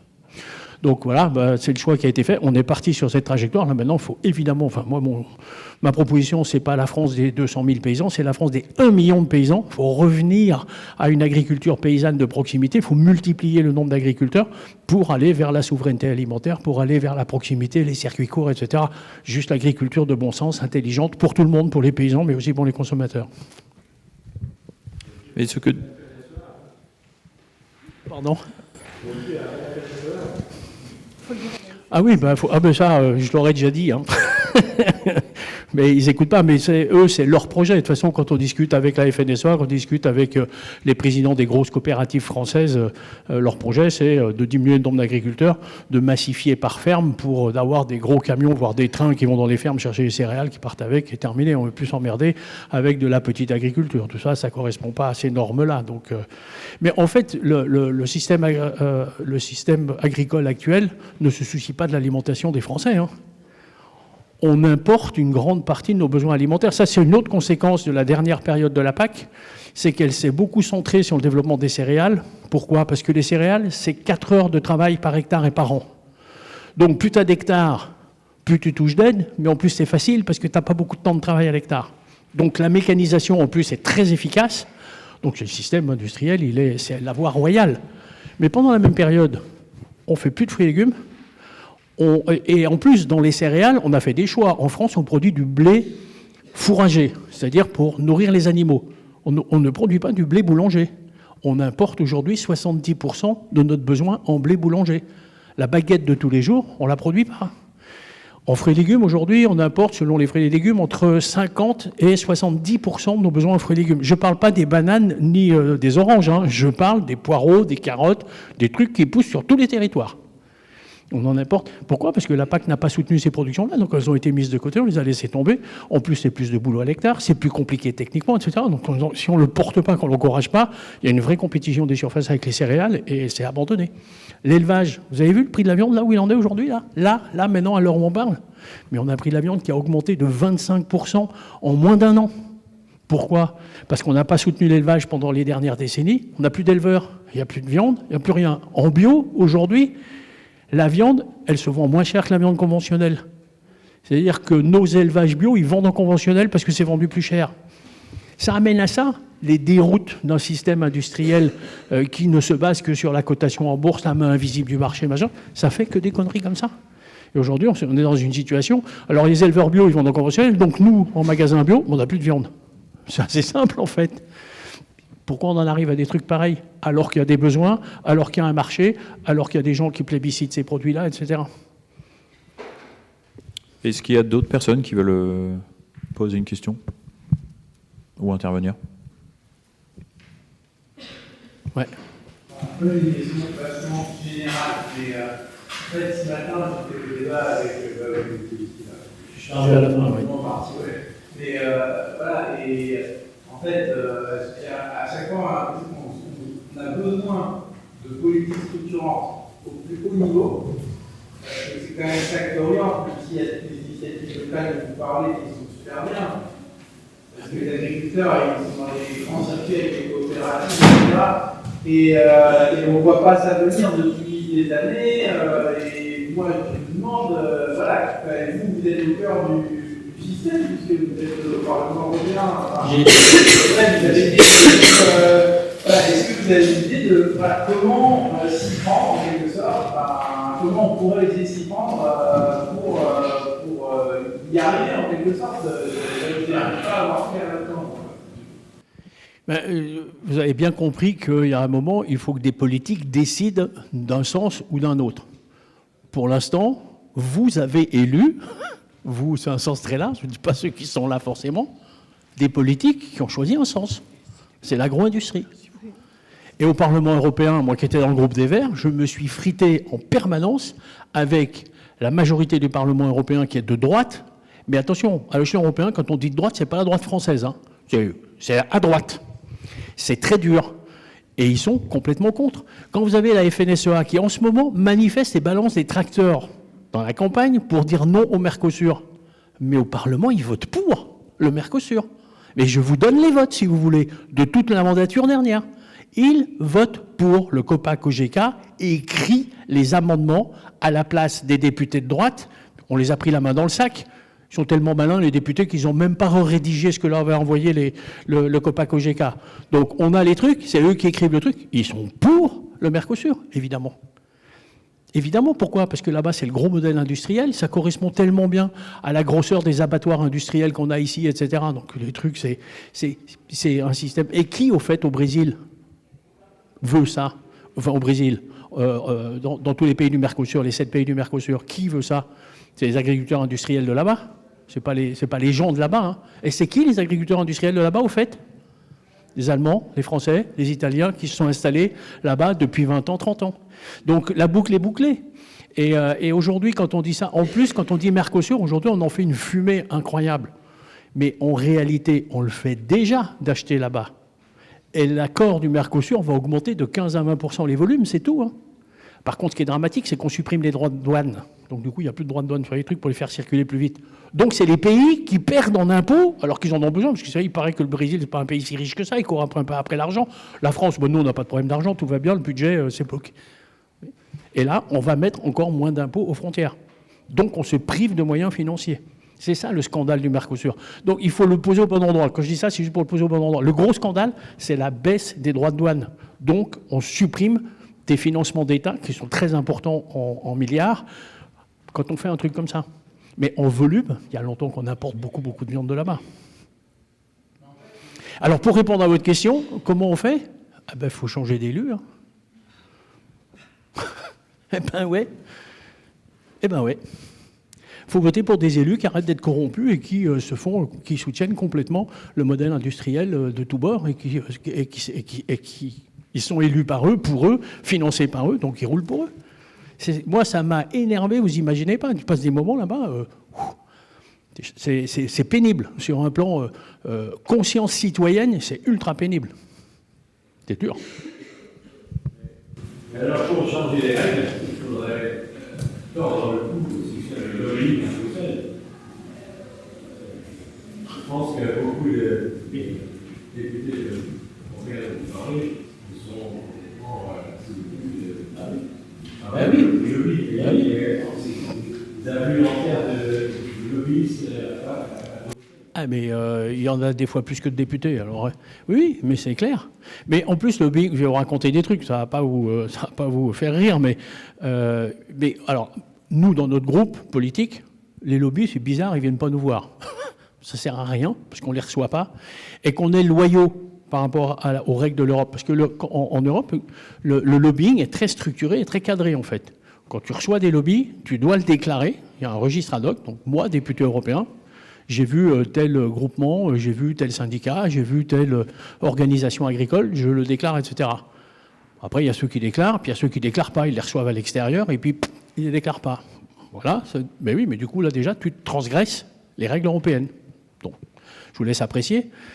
Mais il y a un système qui est plus pervers que ça. Parce que ça, c'est encore c'est fini le fait d'inviter les députés aux chasses au Kenya ou je ne sais pas quel truc. Ça ne marche plus comme ça. Maintenant, les élus passent, les lobbies restent. Moi, je vais prendre un exemple que j'ai vécu dans un dossier, j'étais sur les matériaux de construction, donc tout autre sujet. Je suis co-rapporteur dans ce groupe pour le groupe des Verts, et puis le rapporteur dans les dossiers. Ah oui, alors un petit mot sur comment ça marche. Quand il y a un dossier qui est décidé, les groupes politiques se partagent les dossiers. Donc plus tu es important en groupe politique, plus tu as de dossiers, et surtout plus tu as les gros dossiers, les dossiers en jeu. Et dans les groupes politiques, après, on nomme un rapporteur du dossier. Donc c'est lui qui a le crayon et qui écrit le rapport, hein. C'est donc un poste intéressant et important sur un dossier. Et puis les 6 autres groupes, il y avait 7 groupes politiques au Parlement européen, donc les 6 autres groupes politiques sont autour, donc c'est des co-rapporteurs. Le rapporteur sur le dossier, il en connaissait un paquet, alors il en connaissait un rayon sur les matériaux de construction, moi ça m'a impressionné. Donc du coup, tu vas chercher un peu d'où il vient, etc. Et maintenez-vous. Ce mec, il n'était pas vieux, hein, il n'avait pas 35 ans. Juste avant le mandat, il était directeur général du premier lobbyiste européen des matériaux de construction. Alors comment ça marche? Les lobbies restent. Ça veut dire qu'eux, ils savent quand les dossiers vont sortir par la commission, à quelle échéance. Là, ça faisait 20 ans que le règlement des matériaux de construction n'avait pas été travaillé. Donc forcément, il y avait des mises à jour à faire. Forcément, ils savaient que ça allait sortir dans cette mandature. Puis bon, ils ont beaucoup de contacts avec la commission, donc pas tout à fait par hasard.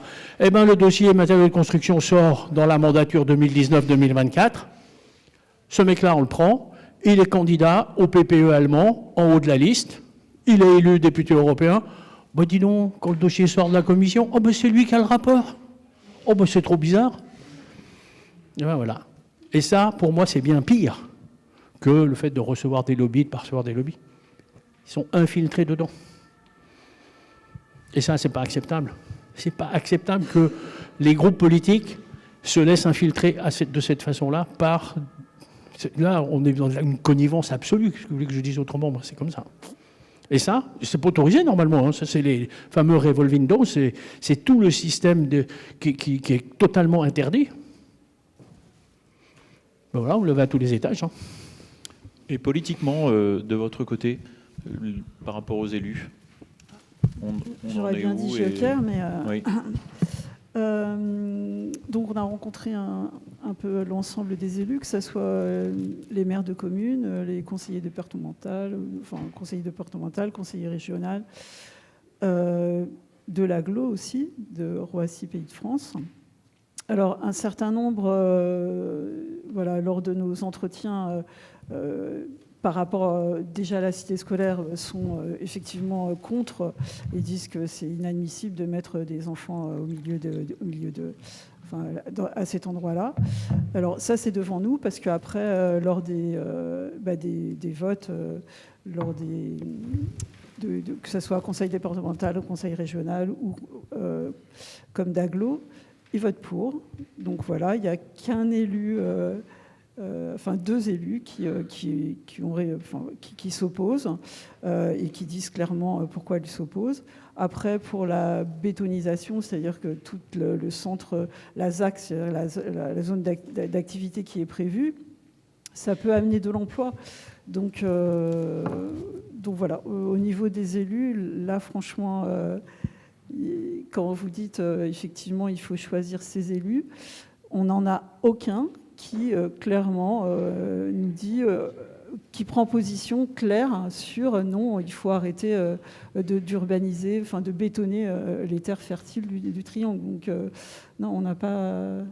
Là, pour les municipales, les prochaines municipales, ça sera peut-être plutôt compliqué, en tout cas si la population nous demande, ou les habitants nous demandent notre position. Enfin, voilà, nous, ce qu'on veut, c'est défendre ces terres, qu'elles restent agricoles. On essaye de les convaincre et quand même, on leur tend des perches pour leur montrer que ces terres-là pourraient... Il y en a une partie qui appartiennent à l'État. Du coup, ça pourrait très bien... la com d'agglo pourrait s'en emparer pour les transformer, les proposer, les transformer en agriculture bio, au moins durable. ça ferait du bien aux terres, parce que de toute manière, ces terres, elles sont comme en agriculture conventionnelle depuis longtemps, donc elles ne vont pas tarder effectivement à devenir déserts, comme vous le dites. Il y a une nappe phréatique en dessous la gare. Voilà. Est-ce que cette nappe phréatique, bon, heureusement, elle n'est pas dans notre robinet, puisque nous, on est puisé ailleurs. Mais en fait, cette nappe phréatique, si un jour elle est utilisée pour du maraîchage ou autre chose, enfin, voilà, là, pour partir en bio, ça sera peut-être plusieurs années, quoi. Mais dans les politiques, oui, on les rencontre tous les jours, mais on est bien déçus par leur choix. Et du coup, à l'échelle locale, visiblement, oui, donc ça ne prend pas, mais est-ce que ça prend plus largement avec des eurodéputés ou avec d'autres politiques? Ben, non. Les eurodéputés, ils n'ont pas beaucoup de moyens de levier quand on est à l'échelon local comme ça. C'est pas trop notre sujet. La politique européenne, c'est une politique sur le long terme, parce que ce qu'on décide dans une mandature, on va le voir dans la prochaine ou dans la suivante. Hein. Ouais, enfin, généralement, il y a quand même une présence aux manifestations en soutien, par exemple. Ah oui.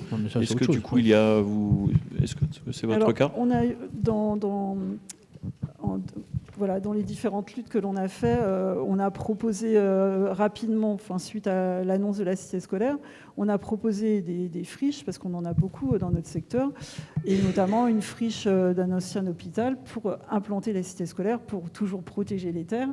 Là, on a eu des élus qui sont venus nous voir, ah oui, parce qu'on a campé pendant un mois. C'était pas une ZAD parce qu'on n'était pas sur le terrain que l'on proposait, mais un terrain municipal qui était tout à côté.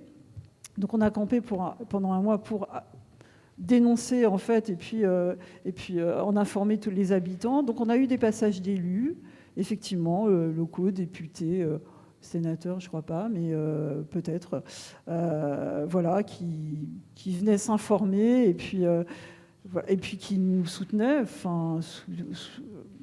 pour déplacer, parce qu'on est pour un lycée agricole, on peut être que pour un collège et un lycée, on peut être que pour, puisqu'il en manque énormément à l'est du département du Val d'Oise.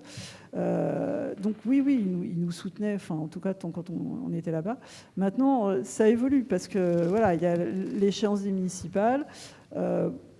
Pour le moment, aucun d'entre eux ne prend position. C'est quelque chose de brûlant. D'ailleurs, on en parle de moins en moins dans les réunions publiques. Parce que, voilà, c'est au secours.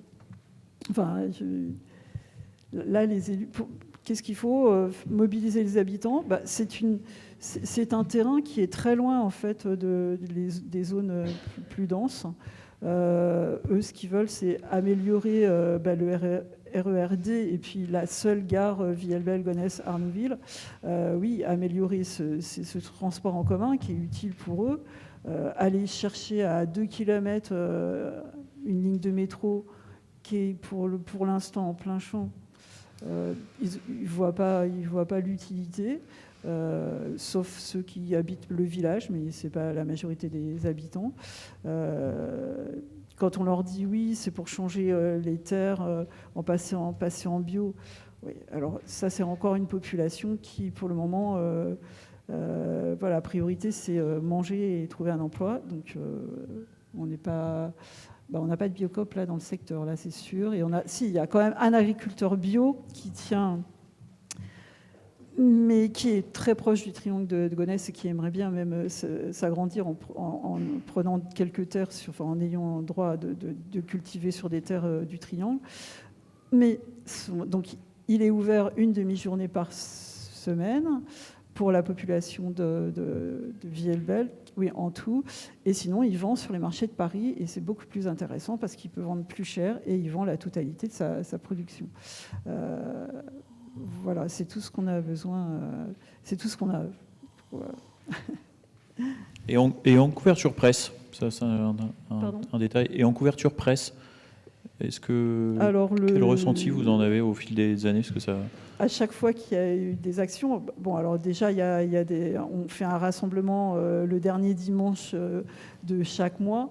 Donc la presse peut venir à chaque fois où il y a des actions un peu plus importantes, comme des marches, du camping pendant un mois, des délégations. On a failli camper devant le ministère de l'Éducation nationale aussi, et à Versailles. Mais oui, la presse nous suit et voilà, il nous tient au courant la population en tout cas. Ok, j'ai une question au fond. Allez-y. Une question, pour les autres conséquences, est-ce que pour les bio que vous avez amenés à cantine, je crois, est-ce que vous avez eu le problème de alimentaire, c'est-à-dire de sélection, les bio qu'on a dans les scolaires, est-ce que vous avez eu le santé publique? Voilà, c'est des choses qui vont vous l'expérience. Est-ce que vous pouvez la répéter, s'il vous plaît? Non, je vais vous passer mon micro. Très simple, très simple. C'est juste pour savoir les bio que vous avez amenés dans des cantines, si vous avez eu des problèmes de santé publique, c'est-à-dire que des infections ou, je ne sais pas, constipation, je ne sais pas quoi.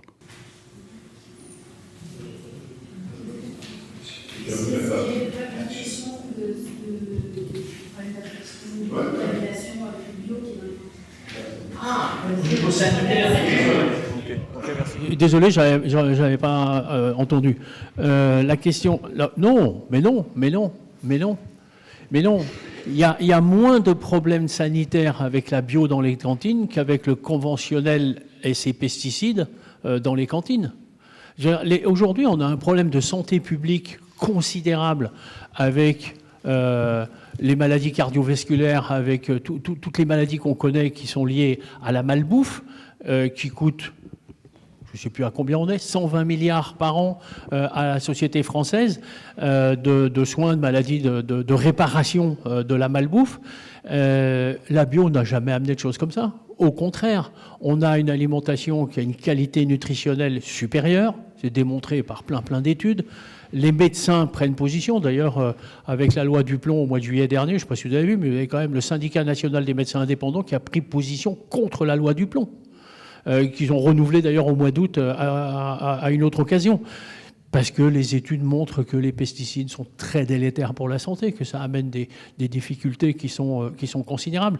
L'obésité, je ne sais pas si vous avez vu, mais cette année, on marque là, au mois de juillet, je ne sais plus, l'étude est sortie cet été, on marque quelque chose de complètement nouveau dans la société occidentale.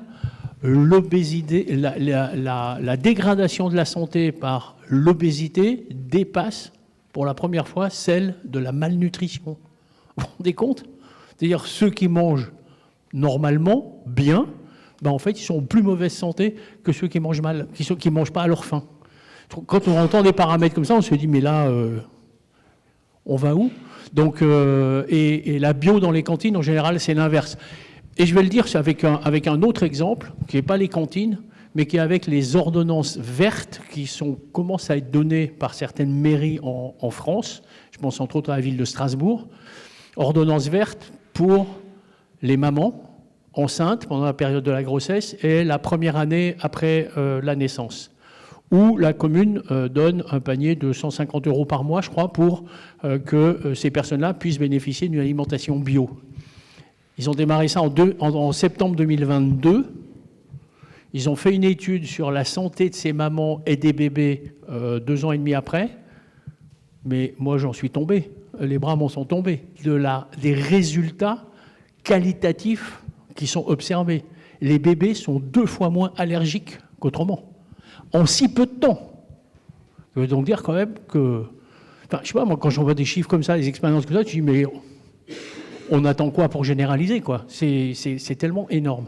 Et la meilleure santé des mamans, etc., postpartum, etc., qui se remettent mieux de leur grossesse et qui... Tout. Enfin, moi, je sais pas, c'est... alors, dans les cantines, c'est le même résultat. C'est-à-dire que les enfants, ils sont en bonne forme, en bonne santé, etc. Après, ça amène une autre question qui est sous-jacente, parce que moi, je pense à la question de monsieur tout à l'heure en disant, mais on fait quoi? On fait quoi? Parce qu'il ne faut pas être pessimiste, les élus ne soutiennent pas. Du coup, on fait quoi? Comment on peut se prendre en main pour faire changer les choses? Il y a une chose qui est importante, c'est de lutter contre la désinformation. Aujourd'hui, la principale de notre problème, c'est la désinformation. On dit n'importe quoi sur tout. Est-ce que la bio peut nourrir le monde? Mais oui, évidemment. Les études qui ont été faites là-dessus, et le premier qui a fait ça, c'est Olivier de Scutter en 2011. Il était chargé de mission à l'ONU sur des questions de faim dans le monde et de pauvreté. Il avait fait une étude sur comment la bio peut nourrir le monde et est-ce qu'elle peut, très concrètement, répondre à cette question. Mais le rapport, il est extraordinaire. Le rapport, non seulement il répond positivement que la bio peut nourrir le monde, l'Europe, la France et votre village, mais sa conclusion, c'est seule la bio peut nourrir le monde. Parce que c'est vrai, l'agriculture industrielle productiviste ne nourrit pas le monde du tout. Elle produit à un prix tellement élevé que personne ne peut se le payer, mais même pas vous. Hein. Vous achetez ça aujourd'hui parce que c'est super subventionné pour que vous puissiez l'acheter. Mais sinon, vous ne pouvez pas l'acheter. C'est une production qui coûte trop cher. Vous vous rendez compte, la technologie avec les drones, les tracteurs surpuissants, la chimie, tout ce qu'on met, mais ça coûte une fortune en production. Je vais vous donner un paysage sur la production de l'agriculture dans le monde. On a 30 millions de paysans dans le monde avec le tracteur et la chimie. On en a 300 millions avec le cheval et le fumier. On en a 1,2 milliard à la houe.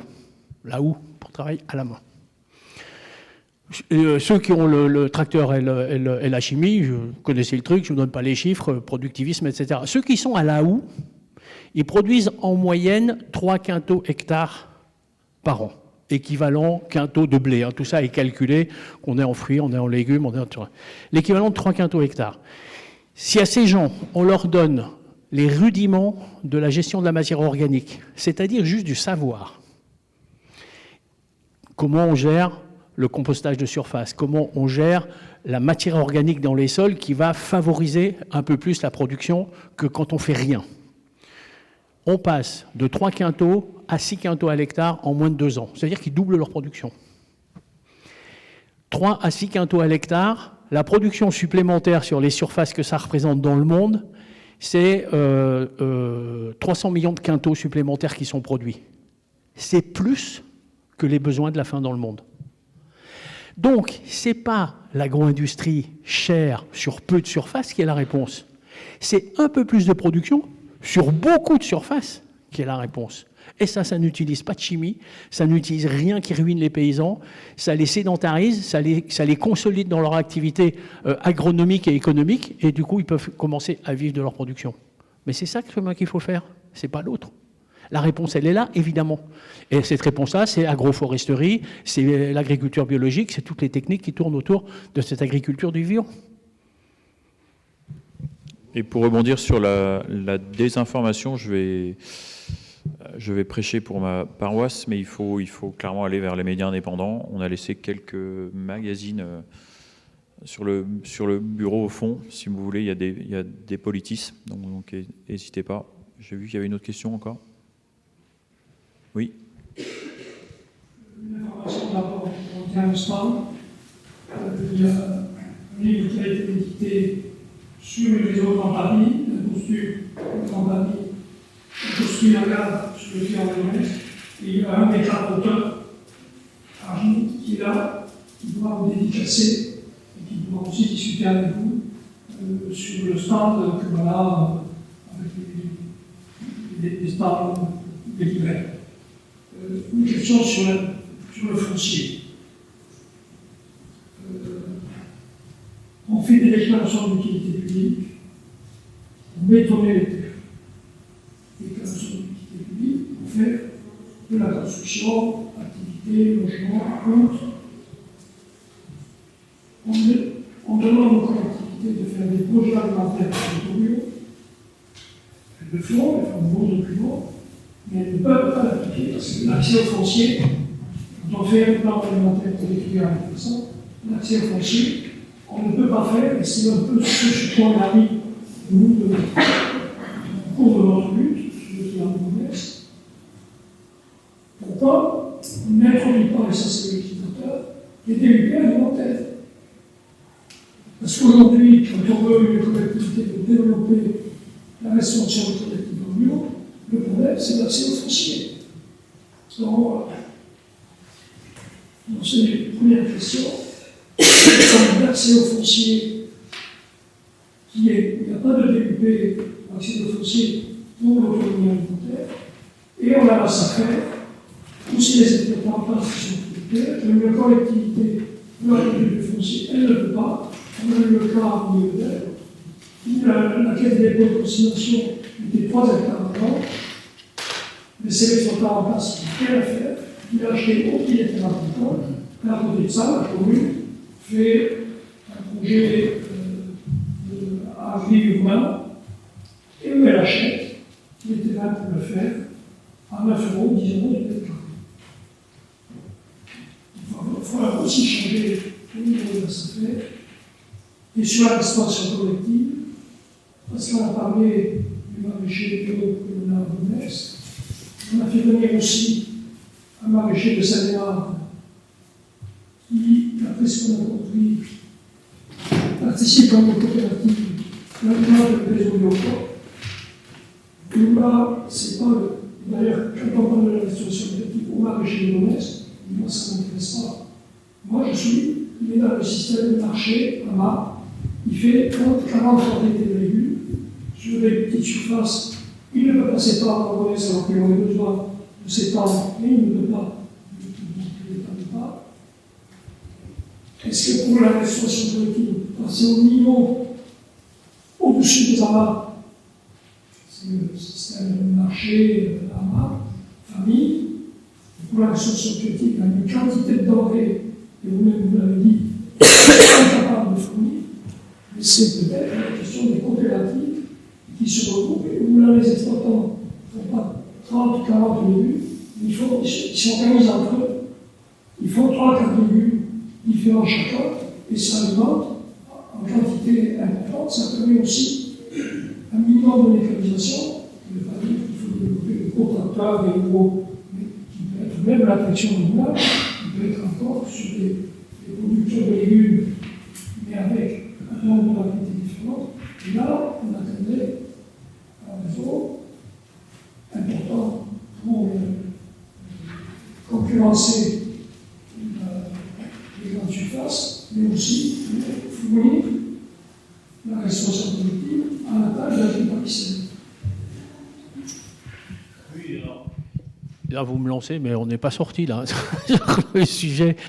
Moi, après avoir écrit et rencontré tous ces acteurs, j'ai continué à réfléchir sur les solutions, c'est-à-dire comment on fait maintenant pour construire un autre monde, en fait, pour reprendre les choses en main. Donc, vous avez évoqué un certain nombre de choses. Il y a des outils qui existent déjà sur les territoires qui ont déjà des initiatives importantes. J'aurais souligné celle de Terre de Liens pour l'accès au foncier, qui est, pour ceux qui ne connaissent pas, c'est l'acquisition par les citoyens avec leur épargne pour acheter des terres qu'après Terre de Liens va louer à des fermiers en bio. D'ailleurs, au passage, Terre de Liens a inventé en France le bail environnemental. Ça n'existait pas avant, c'est-à-dire avec des conditions de non-dégradation de la fertilité des sols, etc. Donc des pratiques agronomiques sur ces terres qui ne vont pas les dégrader et donc qui fait le travail. Moi, aujourd'hui, j'en suis à faire la proposition suivante. On est dans un moment où on n'a jamais eu autant de précarité alimentaire chez nous, hein, dans notre pays. 22% de la population est en précarité alimentaire. Précarité alimentaire, la définition, c'est je ne sais pas ce que je mange ce soir. 22% de la population. Moi, je suis marqué par ça parce que quand j'avais 25 ans, on disait ça dans les pays émergents du Sud et condescendamment, ça faisait sourire. Ben, les gars, aujourd'hui, c'est chez nous et ça a carrément envahi nos territoires. Petite parenthèse, dans ces populations, 20% des agriculteurs sont en précarité alimentaire. Ça, j'ai du mal à le croire. C'est quand même énorme. Les paysans sont en précarité alimentaire. On a quand même fait des dégâts. Face à ça, on ne peut pas rester comme ça. On est obligé d'amener une réponse à ça. Et la réponse, pour moi, elle est sur la relocalisation des systèmes alimentaires sur les territoires. Et dans le temps, quand on avait, dans la durée, dans les décennies, voire siècles passés, quand on avait des difficultés comme ça, on a inventé un système qu'on appelait les coopératives. Quand les agriculteurs ont été dans la mouise dans les années 1880, on a inventé les coopératives agricoles. C'est une super solution. Après, tu ne dis pas ce que c'est devenu aujourd'hui, c'est un autre sujet. Oui, pour être breton, les coopératives agricoles, c'est... Non, mais le principe au départ était quand même extraordinaire. Quand on a inventé les banques, les coopératives bancaires, les coopératives maritimes, les coopératives forestières, puis après, quand les salariés ont eu du problème avec leur entreprise, on a inventé les SCOP, etc. Mais aujourd'hui, il est temps d'inventer les coopératives alimentaires territoriales, d'inventer un outil coopératif qui relie les acteurs du système alimentaire sur les territoires ensemble pour relocaliser et pérenniser une production alimentaire sur les territoires. Ça veut dire quoi? Ça veut dire que les producteurs, les transformateurs, sur plein de transformations. Et là, on est dans un vide. Les territoires ont été complètement vidés de leur production territoriale. Les légumeries, c'est rare. Les paysans boulangers, c'est rare. Il devrait y en avoir partout. Tout ce qui est transformation locale de viande, ça n'existe plus. C'est que les grands groupes machin qui font ça, ben non, on n'en a plus localement, etc., etc. Donc il faut réinstaller. Après, il y a un autre problème que j'ai observé sur tous les territoires, et tout le monde le dit, c'est la logistique sur les territoires. Il y a de la production sur les territoires, mais elle ne circule pas, ce qui fait qu'elle ne trouve pas de marché. Ça, c'est important. Puis après, il y a tous les outils de la mise en marché, mais il y a surtout là-dedans les collectivités locales. Évidemment qu'il faut qu'elles soient membres de cette coopérative, ils sont donneurs d'ordre. Si vous voulez plus de bio dans les cantines, il faut qu'ils la commandent. Donc il faut qu'on crée aujourd'hui un système coopératif sur les territoires qui relie tous les acteurs dans la durée. Pourquoi c'est important? Pour donner de la visibilité à chacun sur le long terme. Si vous avez quelqu'un qui vient s'installer pour monter une légumerie, il ne faut pas qu'il ait plus de produits dans 3 ans. Ça ne va pas le faire. Comment on fait ça? On fait ça en disant, voilà, on est en coopérative. Ceux qui rentrent dans la coopérative, s'ils s'engagent à produire pour alimenter la légumerie, ils s'engagent. Du coup, ça veut dire que la collectivité territoriale va les aider. Parce qu'il faut aussi accueillir les nouveaux investisseurs sur le territoire. Il faut trouver un système qui fasse que fiscalement, ils aient des avantages, que sur le système social, il faut qu'ils aient des avantages, etc. Mais la contrepartie, c'est qu'ils s'engagent sur la durée. Et quand vous avez un transformateur qui s'engage sur la durée, ça donne de la visibilité aux producteurs, ils s'installent et ils produisent. Et puis derrière, le marché peut compter dessus, donc il va mettre plus de bio dans la cantine, il va mettre plus de bio dans les magasins, il va y avoir, etc. Et là, on commence à créer une boucle vertueuse parce qu'on a investi dans la durée. Il faut faire des financements, on va demander à la BPI de faire des garanties de ces financements. Garanties publiques. Pas obligé de garantir personnellement quand tu n'as pas de bien. Si tu as un projet, que tu as envie de faire un truc, c'est pas parce que tu as un bien à mettre en garantie de tes prêts que tu vas être meilleur que si tu n'en as pas. Donc du coup, il faut trouver des solutions, etc., etc. Donc moi, je pense maintenant, et je suis en train de le proposer sur certains territoires, qu'il faut qu'on mette en place un outil comme ça. Et in fine, ce que je voudrais, c'est qu'on ait une loi en France qui crée les coopératives alimentaires territoriales avec des droits et des devoirs, comme on a créé les autres coopératives dans la durée, etc. Et là, on amènera une réponse à tous les citoyennes et les citoyens qui veulent s'engager et aux communes de pouvoir acheter des terres pour donner l'accès à la production, de pouvoir investir là-dedans. Mais il faut leur ouvrir les portes, il faut leur donner la possibilité. Il ne faut pas que ce soit les SAFER qui continuent de bidouiller avec les FNSEA pour agrandir les fermes. Donc il faut changer de modèle. Ben oui. Mais si on met en place un outil comme ça, on va lui donner des moyens, on va lui donner des droits et on va ouvrir des nouvelles portes. En tout cas, moi je pense que c'est par là qu'il faut passer aujourd'hui.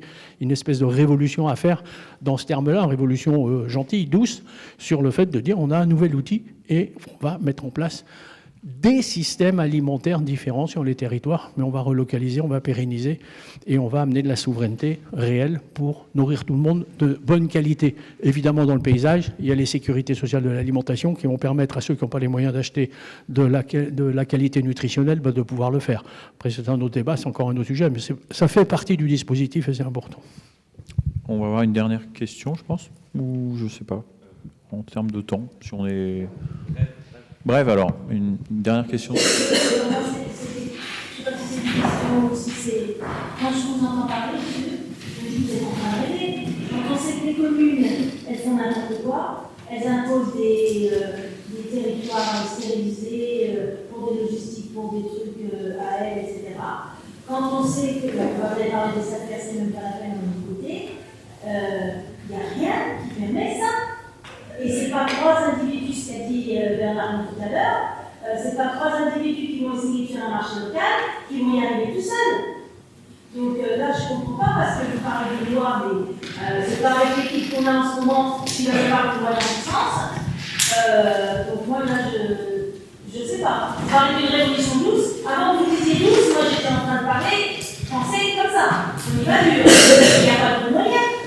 Je suis d'accord avec vous pour laisser penser de se faire à son rythme, mais les humains, si on les laisse faire, on fait n'importe quoi. Oui, mais vous n'êtes pas tout seul. C'est-à-dire qu'il y a d'autres gens à d'autres endroits qui ont déjà de l'avance. Moi, je donne le département du Morbihan en Bretagne sur la création des filières territoriales, mais les gars, ils sont presque au bout du chemin, hein, et ils l'ont déjà mis en place. Si je cite les départements de la Dordogne, ils sont presque, enfin, ils sont pas au bout du chemin, mais ils ont bien avancé sur le chemin. Pourquoi? Parce qu'ils ont eu de la chance, ils ont des politiques qui les ont aidés. Il y a eu des politiques de gauche qui ont été menées, qui ont cru à ces trucs-là, etc. 15 ans après, ben, ils ont installé énormément de trucs, ça tourne.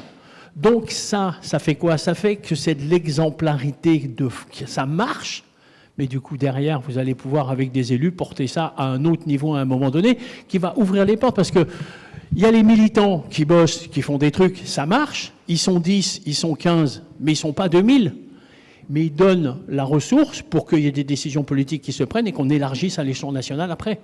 Ben, alors, maintenant, vous dites qu'on est trop au début du chemin. Ah ben vous avez raison, hein. Moi je suis parti de ceux qui voudraient qu'on aille plus vite. Mais ce que je veux noter au passage, c'est qu'il y en a qui ont déjà fait la preuve que ça marche. Donc maintenant, il faut aller regarder de ce côté-là, il faut continuer. Après quand Bernard Loup, que je connais depuis le début du truc, se bat comme un beau diable, mais quel courage de se battre autant avec aussi peu de monde et aussi longtemps pour arriver à faire durer ce truc-là. Mais c'est vrai, moi, tous ces militants qui se battent, je suis allé rencontrer des écolos dans des départements comme les Landes, je suis allé dans des communes, il y avait un. Eh bien, c'est pas pour ça qu'ils baissaient les bras. Ils continuaient à faire leurs actions, etc., pour arriver à faire bouger les trucs. Mais vous savez, au bout d'un moment, il y a un jeune dans une commune à côté de chez moi. Il a commencé à 18 ans, étudiant. Il n'avait encore pas passé son bac. Avec l'histoire d'artificialisation des sols, avec les grands bâtiments, les hangars de Amazon et compagnie. Oui, ben, dans sa petite commune au début, oui, j'étais 4. Vous savez qu'en ce moment, il est en train de révolutionner toute la ville de Mer, qui est en train de dire, mais il a raison, on en a ras-le-bol des norias de camions, de ces emplois de mer de chez Amazon, etc. Et ça, on n'en veut plus. Et ils ont commencé, ils n'étaient pas nombreux. Et ils ont fini par sensibiliser, etc. Mais il faut pas baisser les bras, il faut toujours continuer. Et un jour, le champ fleurit. Ben oui. Bon ben voilà. J'aime bien terminer sur cette ambiance de lutte, en tout cas. Donc un grand merci à tout le monde.